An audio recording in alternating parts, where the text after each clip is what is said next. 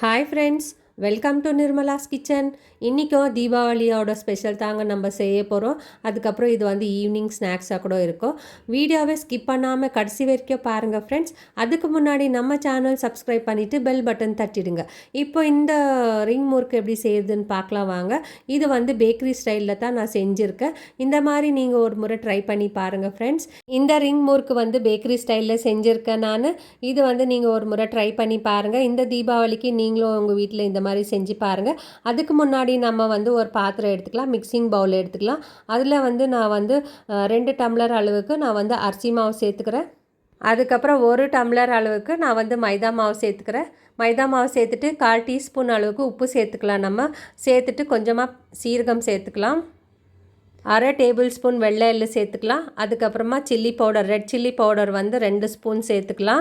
காரம் வந்து நம்மளுக்கு எவ்வளோ தேவையோ அவ்வளோ சேர்த்துக்கலாம் ஃப்ரெண்ட்ஸ். அதுக்கப்புறம் இதெல்லாம் சேர்த்துட்டு நம்ம வந்து ஃபஸ்ட்டு மிக்ஸ் பண்ணி கொடுத்துடலாம். அதுக்கப்புறம் நான் வந்து 3 டேபிள் ஸ்பூன் அளவுக்கு நான் வந்து எண்ணெய் சூடு பண்ணுறேன். நான் எண்ணெய் சூடு பண்ணி வச்சுக்கிறேன். அதுவும் நம்ம வந்து இதில் சேர்த்துக்கலாம். நம்ம பாருங்கள், நான் வந்து எண்ணெய் சூடு பண்ணிவிட்டு இதில் சேர்த்துக்கிறேன். இது சேர்த்துட்டு நம்ம வந்து நல்லா மிக்ஸ் பண்ணி கொடுக்கலாம். எண்ணெய் சூடாக இருக்கும்போது கை வைக்காதீங்க ஃப்ரெண்ட்ஸ். இது வந்து கொஞ்சம் ஆறின பிறகு நம்ம வந்து மிக்ஸ் பண்ணிக்கலாம். நான் வந்து பாருங்கள் இப்படி மிக்ஸ் பண்ணி கொடுக்குறேன். நல்லா மிக்ஸ் பண்ணி கொடுத்துட்டு இது வந்து எவ்வளோ எண்ணெய் தேவைப்படுதோ அவ்வளோ சேர்த்துக்கலாம். நம்ம பாருங்கள், நம்ம வந்து இப்போ வந்து மிக்ஸ் பண்ணிட்டோம். இப்போ நான் வந்து சுடு தண்ணி வச்சுருக்கேன். தண்ணி வந்து நல்லா சூடாக இருக்கணும். அந்த தண்ணி நம்ம வந்து ஊற்றிட்டு மிக்ஸ் பண்ண போகிறோம். இப்போது தண்ணி வந்து நான் ஒரு 3 டம்ளர் வச்சுருக்கேன். நம்மளுக்கு எவ்வளோ தேவைப்படுதோ அந்த மாவு பேசுகிறதுக்கு அவ்வளோ தண்ணி நம்ம சேர்த்துக்கலாம் ஃப்ரெண்ட்ஸ். இப்போ வந்து மாவு ரொம்பவே சூடாக இருக்கும். நம்ம வந்து ஸ்பூனில் வந்து கலந்துக்கலாம் ஃபஸ்ட்டு. அதுக்கப்புறமா நம்மளுக்கு வந்து கொஞ்சம் வெதுப்பாக இருக்கும் போது நம்ம வந்து கை வச்சு நம்ம வந்து நல்லா பிசைஞ்சிக்கலாம். நம்ம எதுக்கு சுடு தண்ணி ஊற்றி பேசுகிறோம்னு சொன்னால் மாவு வந்து நல்லா சாஃப்டாக இருக்கும். அதுக்கப்புறமா நம்மளுக்கு முறுக்கு கூட நல்லா வாயில் போட்ட உடனே நம்மளுக்கு வந்து நல்லா சாஃப்டாக இருக்கும். அதனால நம்ம வந்து சுடு தண்ணி ஊற்றி பேசுகிறோம் ஃப்ரெண்ட்ஸ். நான் வந்து இன்றைக்கி எண்ணெய் சேர்த்துருக்கேன். இல்லை எண்ணெய் சூடாக்கி சேர்த்துருக்கேன் நான். உங்களுக்கு எண்ணெய் வேண்டானாக்கா நீங்கள் வந்து பட்டர் கூட சேர்த்துக்கலாம். பட்டரை வந்து கொஞ்சம் சூடாக்கிடணும், அதுக்கப்புறமா சேர்த்துக்கலாம். இப்போ பாருங்கள், நான் வந்து ஒரு சாஃப்டாக மாவு வந்து பிசைஞ்சிட்டேன். இப்போ கையில் வச்சு நான் வந்து உருட்டுற பாருங்கள். நம்ம வந்து ரிங்கு முறுக்கு போல் நம்ம உருட்டிக்கணும். இதோட ஷேப் வந்து கொஞ்சம் தடிமனாக இருக்கும். நம்மளுக்கு பேக்கரியிலலாம் கிடைக்கும் இல்லையா, அந்த மாதிரி நம்ம வந்து செய்ய போகிறோம்.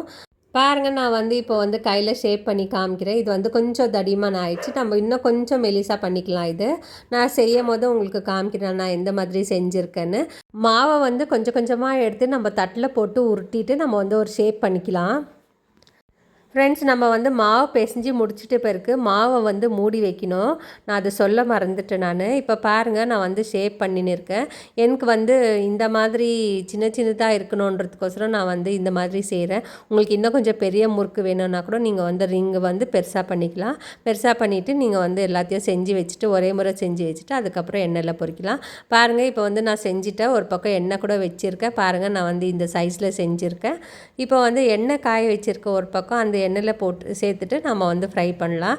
எண்ணெய் வந்து ரொம்ப சூடாக ஆக்கக்கூடாது. மிதமான சூட்டில் தான் நம்ம வந்து இந்த ரிங் முறுக்கெல்லாம் பொரிச்சு எடுக்க போகிறோம். எண்ணெய் வந்து ரொம்ப ஹை ஃப்ளேமில் வச்சோம்னாக்கா நம்மளுக்கு வந்து உள்ளே சரியாக வேகாது. ஏன்னா நம்ம வந்து கொஞ்சம் தடிமனாக போட்டிருக்கிறதுனால இது வந்து உள்ளே நல்லா வேகணும், மேலே வந்து ப்ரௌனாக இருக்கணும். பாருங்கள், நான் வந்து எப்படி ஃப்ரை பண்ணுறேன். இந்த மாதிரி தான் நம்ம வந்து மிதமான சூட்டில் வச்சு நம்ம வந்து எல்லாத்தையும் ஃப்ரை பண்ணி எடுக்க போகிறோம். இருக்கிற முறுக்கெல்லாம் சேர்த்து நம்ம வந்து ஃப்ரை பண்ணுறோம். ஃப்ரை பண்ணுறதுக்கு கொஞ்சம் நேரம் எடுக்கும் ஃப்ரெண்ட்ஸ். நீங்களும் இதை மாதிரி செஞ்சு பாருங்கள், ரொம்ப டேஸ்ட்டாக இருக்கும்.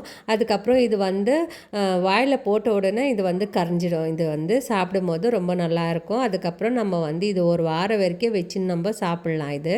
இந்த ரிங் முறுக்கு வந்து ஈவினிங் டீ டைம் ஸ்நாக்ஸாக வச்சுக்கலாம். அதுக்கப்புறமா நம்ம வந்து ஃபெஸ்டிவல் சீசனில் கூட செய்யலாம்.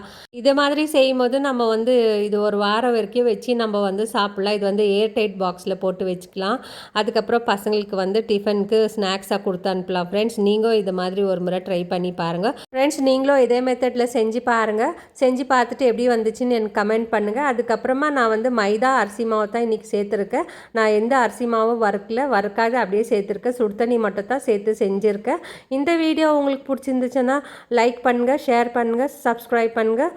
தேங்க்யூ, பாய்.